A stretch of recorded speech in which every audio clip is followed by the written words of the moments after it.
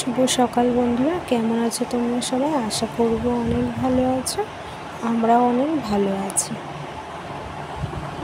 সকালে ঘুম থেকে উঠে ছাদে গিয়েছিলাম চারা গাছটাতে জল দিতে।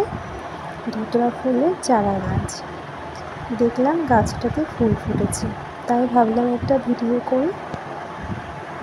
নিচে আসার সময় দেখলাম মা পাখিটাকে খেতে দিয়েছে। পাখিটা দেখলাম বিস্কুট খাচ্ছে, তাই ভাবলাম একটা ভিডিও করি। মা আজকে বাড়িতে রান্না করবে ফ্যাসা মাছের বেগুন বড়ির ঝাল। আষাঢ়ে বর্ষা নেই, গরমে নাজেহাল, তাই আমরা রান্না করলাম ফ্যাসা মাছের ঝাল। দেখতে থাকো আজকের রেসিপিটা। ফ্যাসা মাছের জন্য আমরা এখানে নিয়েছি দুটো বড় সাইজের বেগুনকে লম্বা করে কেটে নিয়েছি, একটা আলুকে লম্বা করে কেটে নিয়েছি। এবার নিয়েছি 5-6টা কাঁচা লঙ্কাকে চিড়ে নিয়েছি। মশলার জন্য নিয়েছি আমরা একটা বড় সাইজের টমেটোকে কুচি করে, অল্প পরিমাণে আদা, রান্নাটা পুরো কাঁচা লঙ্কা দিয়ে হবে, তাই 5-6টা কাঁচা লঙ্কা নিয়েছি। এবার মিক্সিতে দিয়ে মশলাটি বানিয়ে নেব। টমেটো কুচি, আদা আর কাঁচা লঙ্কার মধ্যে 2 চামচ মতন জিরে দিয়ে মশলার পেস্টটি বানিয়ে নেব। মিক্সিতে দিয়ে দিয়েছি মশলা বানানোর জন্য। আমাদের মশলা বানানো হয়ে গেছে। এবার মাছগুলোকে মা একটু পরিষ্কার জল দিয়ে ধুয়ে নিচ্ছে। ভালো করে মাছগুলোকে ধুয়ে নিতে হবে। আমরা এখানে মাছগুলিকে ভালো করে ধুয়ে লবণ হলুদ মাখিয়ে নিয়েছি। মা এখানে ভালো করে হাত দিয়ে লবণ হলুদ মাখিয়ে নিচ্ছে। আমাদের মাছটাকে ভালো করে মাখা হয়ে গেছে। এবার গ্যাস জ্বালিয়ে গ্যাসে কড়াই বসিয়ে পরিমাণ মতন তেল দিতে হবে। আমরা এখানে পরিমাণ মতো তেল দিয়েছি। প্রথমে আমাদের তেলটিকে ভালো করে গরম করে নিতে হবে। আমরা এখানে তেলটিকে ভালো করে গরম করে নিয়েছি। এবার এক এক করে মাছগুলিকে ভেজে নিতে হবে। আমরা আস্তে আস্তে এক একটা করে মাছ দিয়ে দিয়েছি কড়াইতে। ভালো করে একটু ভেজে নিতে হবে। একবারে মাছগুলো দিতে পারিনি, যেহেতু অনেকগুলো একসঙ্গে দিলে মাছগুলো লেগে যাবে। এর জন্য আমরা প্রথমে 5-6টা মাছ কড়াইতে দিয়েছি। এগুলো ভাজা হয়ে গেলে আবার পরে অল্প কটা মাছ আছে, ওগুলো ভেজে নেব। ভালো করে উল্টে নিয়ে মাছগুলোকে ভেজে নিয়েছি। আমাদের মাছ ভাজা প্রায় হয়ে এসেছে। এবার আমরা মাছগুলিকে একটি পাত্রে তুলে নেব। আমরা মাছগুলিকে একটি বাটিতে তুলে নিয়েছি।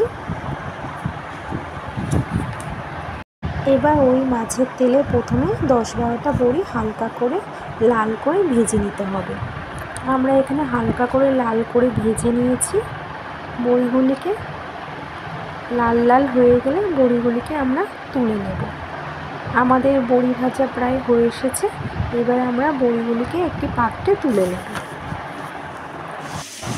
এবার আমরা বেগুনগুলিকে কড়াইতে দিয়ে দেবো। হালকা করে লাল করে ভেজে নিতে হবে। এখানে ভাজা হচ্ছে বেগুনগুলি। আমরা হালকা করে লাল করে বেগুনগুলিকে তুলে নেব ভেজে।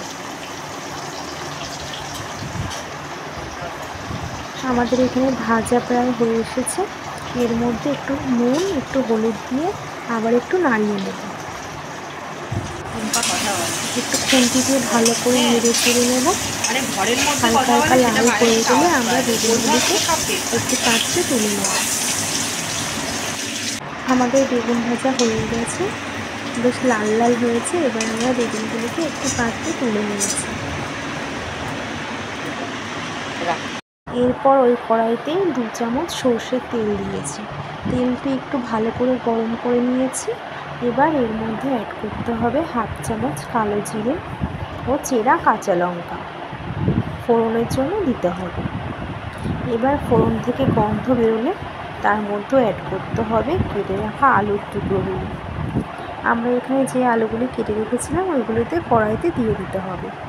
আমরা আলুগুলিকে এক এক করে দিয়ে দিয়েছি কড়াইতে। এবার আমাদের লাল করে ভেজে নিতে হবে। আমরা এখানে বেশ লাল লাল করে ভেজে নেব। ভাজা হচ্ছে আলু। একটু নেড়ে চেড়ে লাল লাল করে ভেজে নেব। এবার লাল হয়ে গেলে ওর মধ্যে পেস্ট করে রাখা মশলাটা দিয়ে ভালো করে কষাতে হবে। আমরা এখানে পেস্ট করে রাখা মশলাটা কড়াইতে দিয়ে দিয়েছি। এবার আমরা ভালো করে একটু কষিয়ে নেব। করতে হবে 1 চামচ হলুদ গুঁড়ো, স্বাদ মতো লবণ দিয়ে ভালো করে ঢাকনা দিয়ে নিভিয়ে আছে কষাতে হবে। আমরা এখানে ভালো করে লবণ হলুদ দিয়ে আলুটাকে ভালো করে কষিয়ে নেব। এবার মশলার থেকে যখন তেলটা ছেড়ে দেবে তখন বেগুনগুলো এক এক করে দিয়ে দিতে হবে। আমরা এখানে কড়াইতে বেগুনগুলি এক এক করে দিয়ে দিয়েছি। এবার ভালো করে একটু নেড়ে চেড়ে কষিয়ে নিতে হবে। আমরা এখানে ভালো করে খুন্তি দিয়ে নেড়ে চেড়ে নিয়েছি।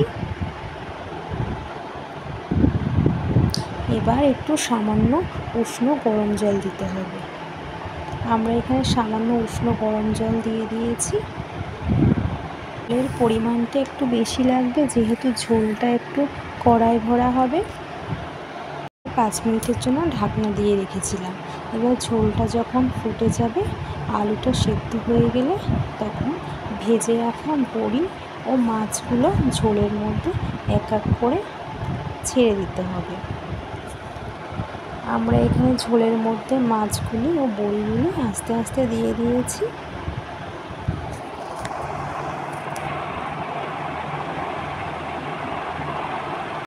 এবার মিডিয়াম আঁচে রেখে মাছ ও ঝোলটাকে ফুটতে দিতে হবে কিছুক্ষণের জন্য। তারপর ঢাকনা তুলে ধনেপাতা কুচি দিয়ে গরম গরম নামিয়ে ফেললাম বেগুন বড়ি দিয়ে ফ্যাসা মাছের ঝাল। তৈরি হয়ে গেছে আজকে আমাদের রেসিপি বেগুন বড়ি দিয়ে ফ্যাসা মাছের ঝাল। আজকে এই ছিল আমাদের রেসিপি ফ্যাসা মাছের বেগুন বড়ির ঝাল। কেমন হয়েছে আজকের রেসিপিটা অবশ্যই কমেন্ট করে জানিও। যদি ভালো লেগে থাকে অবশ্যই কমেন্ট করো, লাইক করো, সাবস্ক্রাইব করে পাশে থেকো।